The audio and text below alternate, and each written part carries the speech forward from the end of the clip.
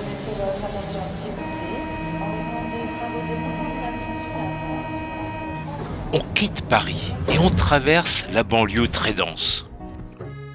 On file, on passe Fontainebleau, Dijon, Chalon-sur-Saône pour arriver à Lyon-Perrache. La locomotive, une de ces machines à coupe-vent, siffle, remonte la Seine et l'Yonne, longe des coulées blanches, traverse le tunnel du Blaisy-Bas, ligne de partage des eaux entre les vallées de la Seine et de la Saône. Et Lyon-Perrache est atteinte. Une erreur d'urbanisme. Le remblai de 10 mètres de hauteur sur lequel est construite la gare de Perrache forme un mur presque infranchissable. Il coupe la presqu'île en deux. Et l'arrivée du PLM a accentué l'isolement de Perrache. Aujourd'hui, sous les combles de la gare de Perrache, il reste les vestiges du passé.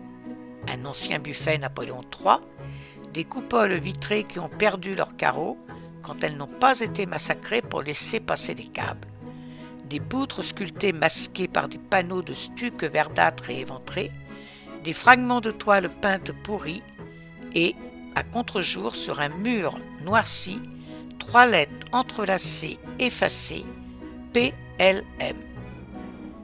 Laquées, les feuilles d'acanthe des colonnes corinthiennes et la voûte cachée de la gare d'origine sous les horribles faux plafonds de la salle d'accueil.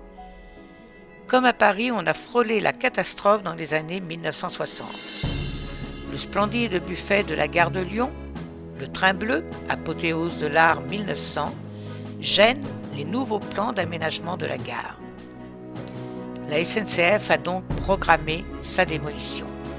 Alarmé, Albert Chazal, le propriétaire, est monté au créneau, appuyé par le cinéaste René Clair et une palanquée d'artistes de poids comme Gabin, Michel Morgan ou Salvador Dali.